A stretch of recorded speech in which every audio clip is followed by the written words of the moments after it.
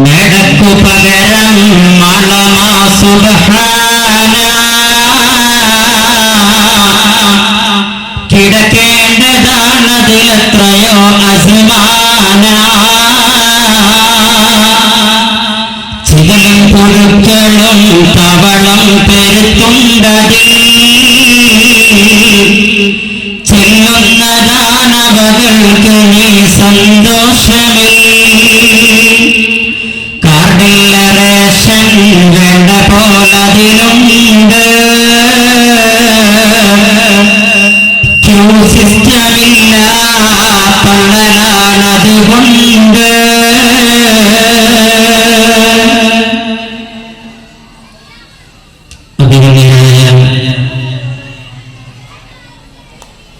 നമ്മുടെ മഹലിന്റെ ഖതീബ് ഉസ്താദ് മുസാഫിരി അതുപോലെ തന്നെ മുസ്തഫ ഫൈമി അതുപോലെ ദഫ്നീറ്റിന്റെ ധാരാഹിക ശബ്ദം ക്ഷണിക്കുന്ന ഉമ്മ പെങ്ങന്മാര് വിദ്യാർത്ഥികൾ മറ്റും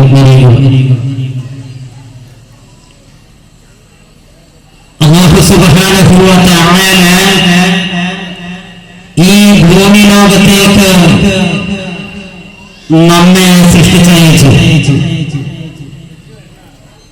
ഇനി നമുക്ക് ഈ ഭൂമി ലോകത്ത് നമുക്ക് കിട്ടും എന്ന് ഉറപ്പുള്ള ഒരു സംഗതി അത് നമ്മുടെ മരണം മാത്രമാണ്. സമ്പത്ത് നമുക്ക് കിട്ടിയേക്കാം, അല്ലെങ്കിൽ നമുക്ക് കിട്ടാതിരിക്കാം.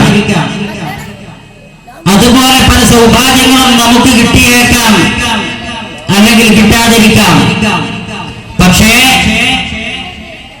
മരണം എന്ന് പറയുന്ന സംഗതി അത് നമ്മിലേക്ക് എത്തുക തന്നെ ചെയ്യും. അല്ലാഹു സുബ്ഹാനഹു വ തആല അവന്റെ പരിശുദ്ധമായ ഖുർആനിലൂടെ നമ്മെ ഓർമ്മപ്പെടുത്തുന്നു, കുല്ലു നഫ്സിൻ ദാഇഖത്തുൽ മൗത്ത്.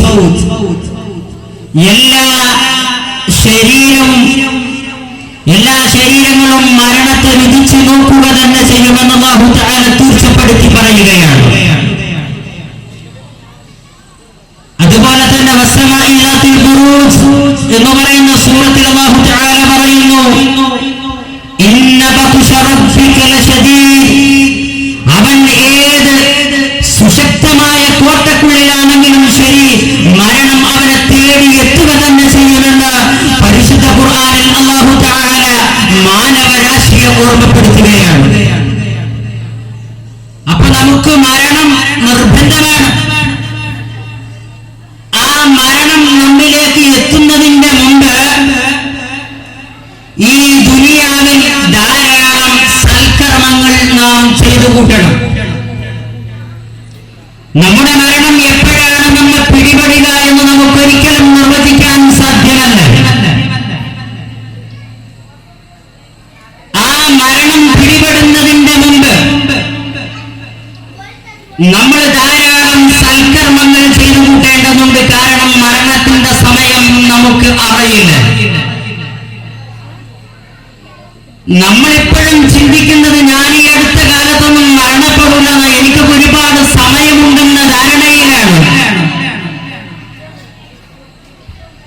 അതുകൊണ്ട് ഒരു വർഷം കഴിഞ്ഞിട്ട് നന്നാവാം, അല്ല എന്നുണ്ടെങ്കിൽ ഒരു മാസം കഴിഞ്ഞിട്ട് നന്നാവാം, അല്ലെങ്കിൽ ഒരാഴ്ച കഴിഞ്ഞിട്ട് നന്നാവാം എന്നിങ്ങനെ തീരുമാനിക്കുമ്പോ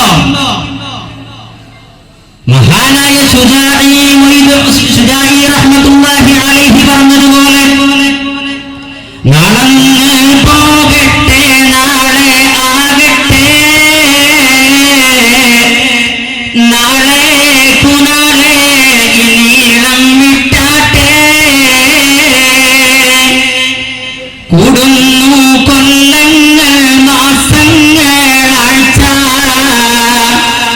ഗടികൾ കണക്ക് നിൻ ആയുസിൻ തീർച്ച, കൊല്ലും മാലക്കിന് കൽപ്പന കിട്ടി, കുടാടി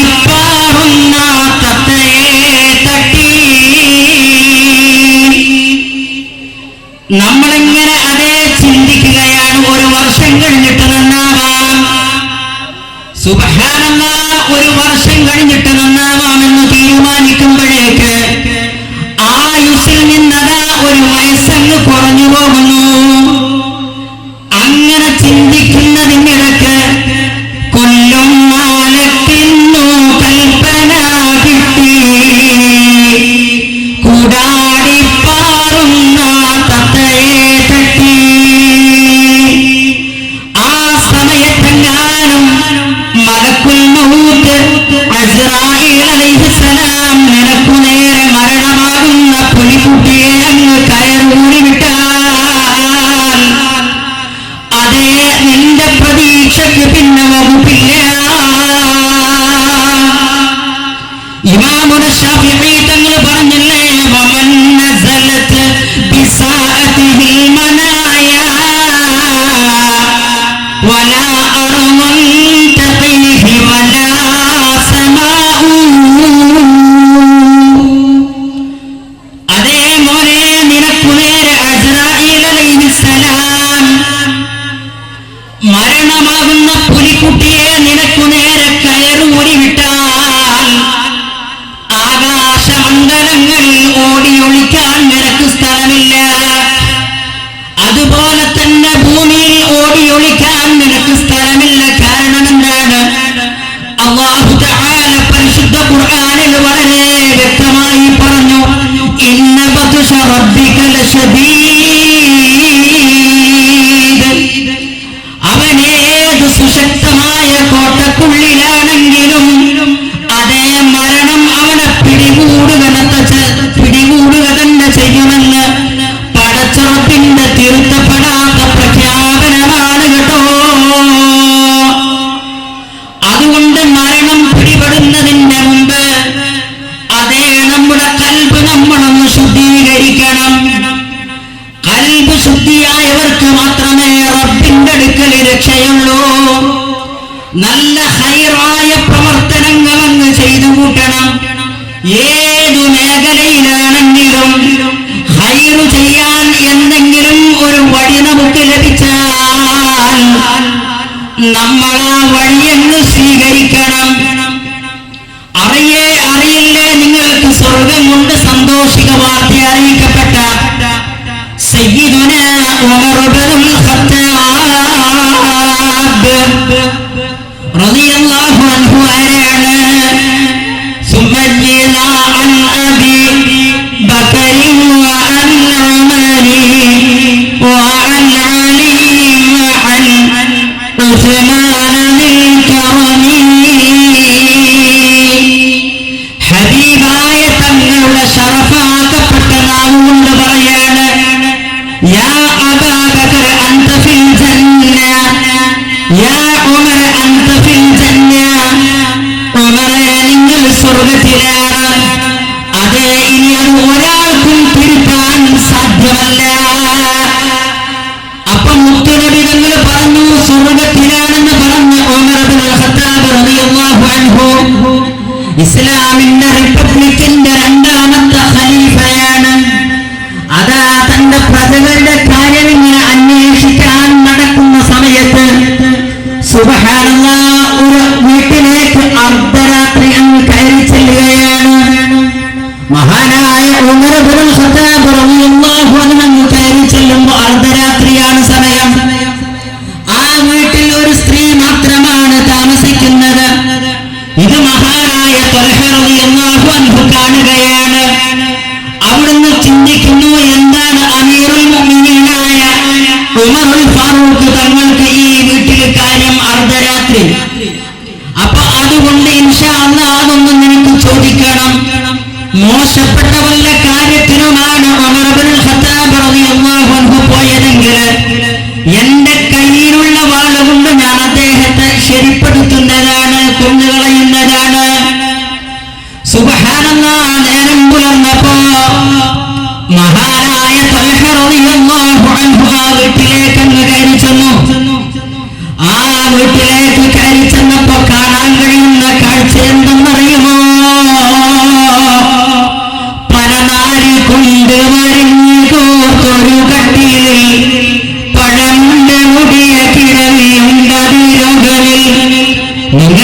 സേവനം ചെയ്യുവാനാരുണ്ട്? അതിനുത്തരം എനിക്കെന്റെ സൃഷ്ടാവുണ്ട്. രോഗത്തിലായി കിടപ്പായ നാൾ മുതലിന്നും വരും രാത്രിയില്ലാരോ ഒരാളടുത്തെന്നും കഷ്ടിച്ച ചട്ടിയെടുത്തവർ നീക്കുന്നതാ, ശുദ്ധീകരിച്ചത് പിന്നെയും വെക്കുന്നതാ. പുതിയെന്നെടുത്തവർ ഭക്ഷണം നൽകുന്നതാ. സുബ്ഹാന റബ്ബി തൽക്ഷണം മടങ്ങുന്നതാ. മഹാനായ ത്വൽഹ റളിയല്ലാഹു അൻഹു വീട്ടിലേക്ക് കയറി ചെല്ലുമ്പോ നന്നേ പ്രായമായ ഉമ്മയുണ്ടവിടെ. അതേ പനയുടെ നാരുകൊണ്ടൊരു കട്ടിലുണ്ടാക്കിയിട്ട് ആ കട്ടിലിൽ വിശ്രമത്തിലാണ്. ആ ഉമ്മയോട് ചോദിക്കുന്നു, ഉമ്മ എത്ര കാലമായി കിടപ്പ് തുടങ്ങിയിട്ട്? ആ സമയത്തത് ഉമ്മ പറയുന്നു, മോനെ തുൽഹത്തേ, ഞാൻ വർഷങ്ങളായി കിടപ്പിലാണ്. ആരാണ് നിങ്ങളെ സഹായിക്കുന്നതുമ്മ? ആ സമയത്ത് പറയുന്നു, മോനെ എന്റെ അമ്മയാണ്. ഞാൻ രോഗത്തിലായ അന്ന് മുതൽ എന്റെ അടുക്കലേക്ക് ഒരാൾ വരാറുണ്ട്. അതേ, ഞാൻ കാട്ടിച്ചു വെച്ച ചട്ടിയാണ് എന്റെ കട്ടിലിന്റെ താഴെ കിടക്കുന്നത്. അതേ, ഞാൻ മൂത്രമൊഴിച്ച പാത്രമാണ് കട്ടിലിന്റെ താഴെ കിടക്കുന്നത്. ആ പാത്രം സ്വന്തം കൈ കൊണ്ടുപോയി അതേ കഴുകി വൃത്തിയാക്കി അവിടെ വെക്കുന്നു. പോരാ, എന്നെ കുളിപ്പിച്ച് വസ്ത്രം മാറ്റി തരുന്നു. വരുമ്പോൾ എനിക്ക് കഴിക്കാനുള്ള ഭക്ഷണം കൊണ്ടുവരും. എന്നിട്ടതാ ആ റൊട്ടിയുടെ കഷ്ണങ്ങൾ ഇങ്ങനെ ചെറിയ കഷ്ണങ്ങളാക്കി എന്റെ വഴിയിലേക്ക് വെച്ചു തരും. നല്ല സന്തോഷമുള്ള സംസാരം എന്നോട് സംസാരിക്കും. അപ്പൊ ഞാൻ എന്റെ ടെൻഷനുകളൊക്കെ മറന്നുപോകും. ഈ ഉമ്മ ഇങ്ങനെ വിശദീകരിക്കുന്ന സമയത്ത് ഇത് കേട്ടുടൻ ത്വൽഹത്തടാകരയുന്ന് അറിവുണ്ട് ഹേ ഉമ്മ അതാരാണെന്ന്. ഇതിങ്ങനെ ഉമ്മ പറയുമ്പോ ത്വൽഹതങ്ങൾ ഇങ്ങനെ കരയാണ്. എന്നിട്ട് ആ ഉമ്മയോട് ചോദിക്കുന്നു, ഉമ്മ അർദ്ധരാത്രി നിങ്ങളുടെ അടുക്കലേക്ക് വരുന്ന ആ മനുഷ്യനെ നിങ്ങൾ അറിയുമോ ഉമ്മ? ആ സമയത്ത് ത്വൽഹതങ്ങൾ പറയാണ്, നിങ്ങളുടെ അടുക്കലേക്ക് വരുന്നത് കിസ്റാ പണിക്കും കൈസറും ഇറക്കുന്നതാ. മിസ്റിൽ മുഖൗസിസ് രാജനും ഞെട്ടുന്നതാ. അവരാണ് അമീറുൽ മുഅ്മിനീൻ ഉമറല്ലോ. ജനസേവകന്മാർക്കുള്ളിമാമാണല്ലോ. കഴിവില്ലടോ മുളപ്പിക്കുവാനൊരു മണ്ണിനും, കഴിവില്ലടോ പ്രസവിക്കുവാനൊരു പെണ്ണിനും. ഈ ത്വൽഹതങ്ങൾ അതാ ഉമ്മയോട് പറയാണ്, നിങ്ങളുടെ അടുക്കലേക്ക് വരുന്നത് അതേ കിസ്റാ കൈസർ സാമ്രാജ്യത്തിന് കിടുകിടാ വിറപ്പിച്ച ഉമർ ഇബ്നുൽ ഖത്താബാണ് ഉമ്മ. ആ ഉമറാണ് നിങ്ങളുടെ അടുക്കലേക്ക് വരുന്നത്. അതാണ് ജനസേവകന്മാർക്കുള്ള ഇമാമാണ്. അങ്ങനത്തെ ഒരു ഭരണാധികാരിയെ പ്രസവിക്കാൻ ഉമർ തങ്ങൾക്ക് ശേഷം ഒരു ഉമ്മയ്ക്കും സാധിച്ചിട്ടില്ല കേട്ടോ.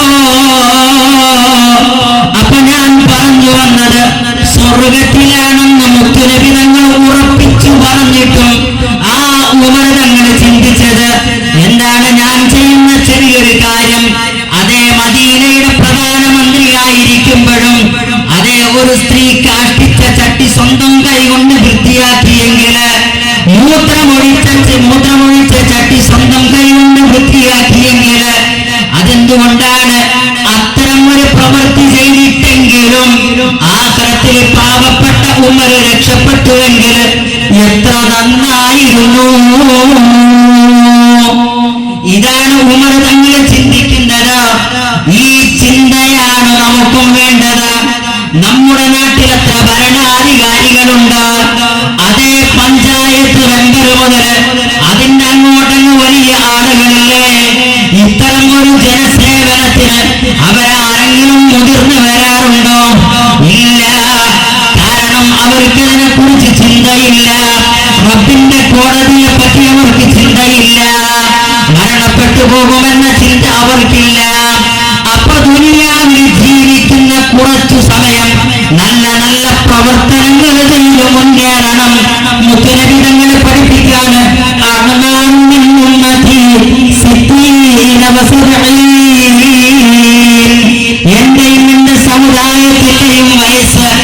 60ന്റെയും 70ന്റെയും ഇടയിലാണ്.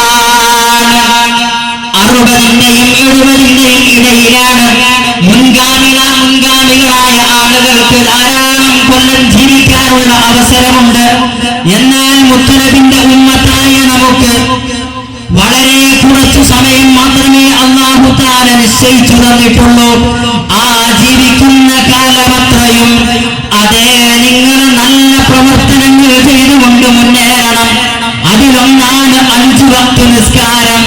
ആ നിസ്കാരം നിങ്ങൾ ഖളാ ആക്കാൻ പാടില്ല. എല്ലാ അമലും നമുക്ക് മരണത്തിന്റെ ശേഷം നമുക്ക് ചെയ്തു വീട്ടാം. സമ്പത്തുണ്ട്, സകാത്ത് കൊടുത്തിട്ടില്ലെങ്കിൽ നമുക്ക് സമ്പത്തിൽ നിന്ന് കൊടുക്കാം. ഹജ്ജിന് വകുപ്പുണ്ടായിട്ട് ഹജ്ജ് ചെയ്തിട്ടില്ലെങ്കിൽ മരണത്തിനു ശേഷം നമുക്ക് എന്ത് ചെയ്യാം? സമ്പത്തിൽ നിന്ന് മറ്റൊരാളെ പറഞ്ഞയക്കാം. ഇങ്ങനെ എല്ലാത്തിനും നമുക്ക് പകരം ചെയ്യാം. എന്നാൽ നിസ്കാരത്തിന് ഒരു ഒഴിവും ഇല്ല കേട്ടോ. നിങ്ങൾക്കറിയുമോ നിസ്കാരത്തിന്റെ ഗൗരവം? ഒരൊറ്റ ഹദീസ് പറഞ്ഞതിന്റെ വാക്കുകൾ ഞാൻ അവസാനിപ്പിക്കുകയാണ്. മഹാനായ നബി സല്ലല്ലാഹു അലൈഹി വസല്ലം തങ്ങൾ പറയാണ്, മൻ സനാ ഉമ്മിഹി ഫിൽ കഅബ, ഒരുത്തൻ തന്റെ ഉമ്മയെ കഅബത്തിന്റെ ഉള്ളിൽ വെച്ചങ്ങ് വ്യഭിചരിച്ചു കളഞ്ഞു. പോരാ, മൻ അഹറക 70 മുസ്ഹഫ, അവൻ 70 മുസ്ഹഫിനെയും കത്തിച്ചു കളഞ്ഞു.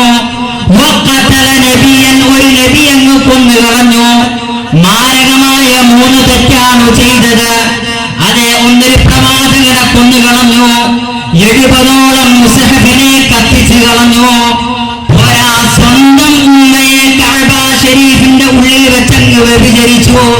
എന്നിട്ട് മുത്തനബി തങ്ങൾ പറയാണ്, ആ വ്യക്തി അല്ലാഹുവിന്റെ റഹ്മത്തിലേക്ക് അടുത്തവനാണ്. ഇലാ താരിഖി സ്വലാത്ത്, നിസ്കാരം ഒരു വക്ത് ഒഴിവാക്കുന്നവനേക്കാൾ.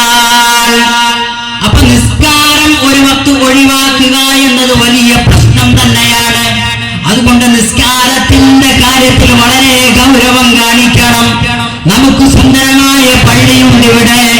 അതേ, നിസ്കാരത്തിന്റെ സമയമാകുമ്പോ അലംഭാവം കാണിക്കുന്നവരെ അല്ലാഹു ദുനിയാവിലും ആഖിറത്തിലും വെറുതെ വിടുന്നതല്ല. കാരണം നബി സല്ലല്ലാഹു അലൈഹി വസല്ലം നബി തങ്ങൾ പറയുന്ന നിസ്കാരത്തിന്റെ കാര്യത്തില്, അതേ, നാളെ ആഖിറത്തിൽ ചെല്ലുമ്പോ മുസ്ലിമാണോ എന്ന ചോദ്യത്തിനു ശേഷം പിന്നെ ചോദിക്കുന്നത് നിസ്കാരമാണെന്ന് ഖാല റസൂലുള്ളാഹ്. അപ്പൊ നിസ്കാരത്തിന്റെ കാര്യം വളരെ ശ്രദ്ധിക്കണം, ഗൗരവത്തിൽ